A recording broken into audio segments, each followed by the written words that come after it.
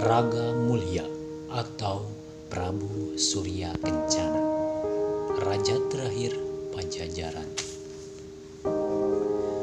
Raga Mulia merupakan raja terakhir kerajaan Pajajaran.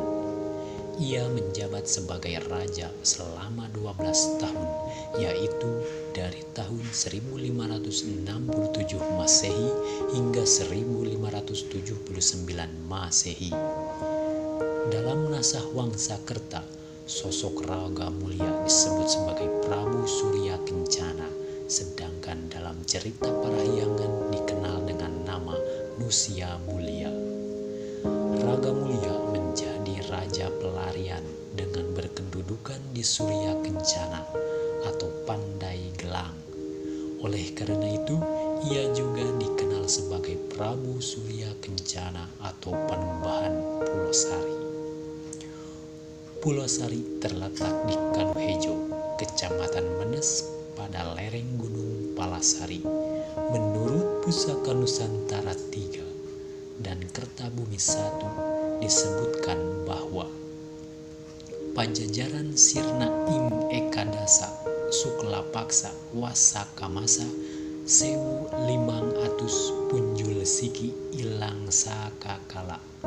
Artinya, Pajajaran runtuh pada tanggal 11 bagian terang bulan Wasaka tahun 1501 Saka.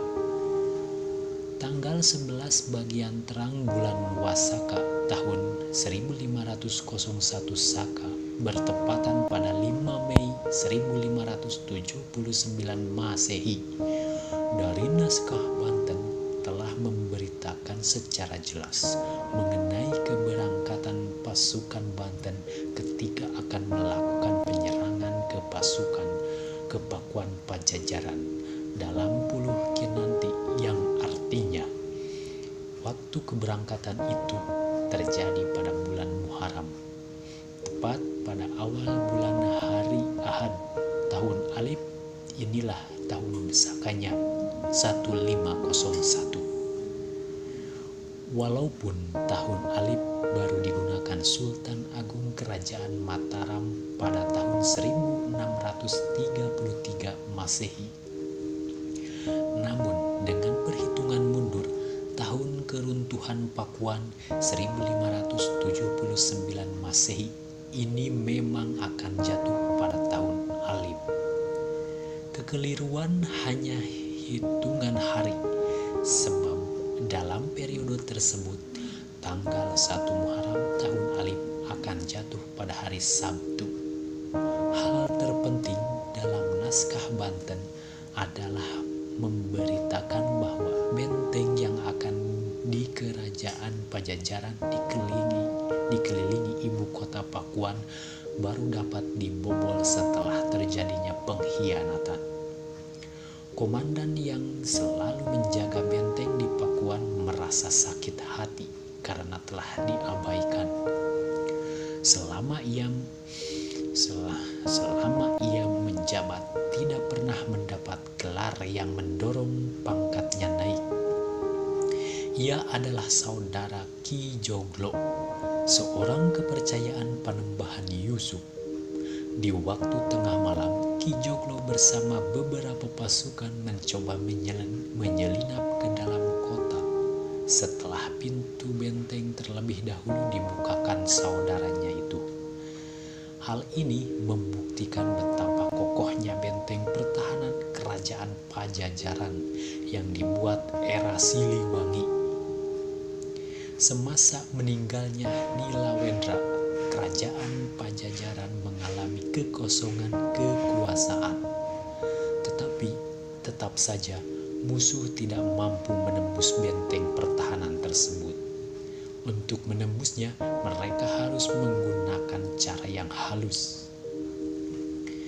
Masa berakhirnya kerajaan Pajajaran 1482 sampai 1579 ditandai dengan diboyongnya Palangka Sriman Swacana, tempat duduk kala seorang raja dinobatkan dari Pakuan ke Surosowan di Banten oleh pasukan Maulana Yusuf. Batu yang berukuran 200 kali 160 kali 20 cm ini terpaksa diboyong ke Banten karena budaya politik waktu itu mengharuskan melakukan cara demikian. Pertama, dengan dipindahkannya Palangka tersebut, di Pakuan sudah tidak ada lagi penobatan raja baru. Kedua, dengan memiliki Palangka itu, Maulana Yusuf melegitimasi dirinya menjadi seorang penerus kekuasaan Pajajaran yang sah. Karena buyut perempuannya adalah putri dari Sri Baduga Maharaja, sementara di sisi lain, seluruh atribut dan perangkat kerajaan secara resmi telah diserahkan kepada Kerajaan Sumedang Larang melalui 4 Kandagalante.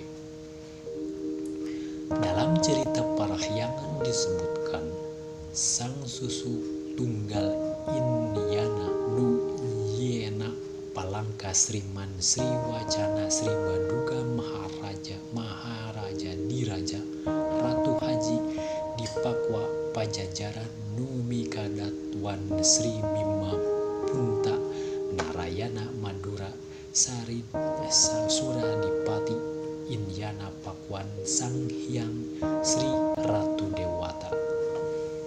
Sang Susuk Tunggal ialah yang membuat tahta Sriman Sri Wacana untuk Sri Baduga Maharaja, Ratu penguasa di Pakuan Pajajaran yang bersemayam di Keraton Sri Bima Punta Narayana Madura Suradipati, yaitu Istana Sang Hyang Sri Ratu Dewata. Istilah Palangka secara umum memiliki arti tempat untuk duduk dalam bahasa Sunda Pangcalikan, yang secara kontekstual bagi kerajaan Pajajaran adalah takhta.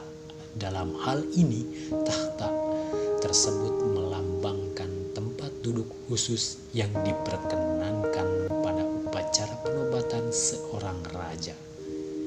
Di atas palangka itulah calon raja diberkati dengan berbagai prosesi upacara oleh pendeta tertinggi. Tempat palangka berada di kabuyutan kerajaan, bukan di dalam istana. Sesuai dengan budaya Pajajaran, tahta tersebut dibuat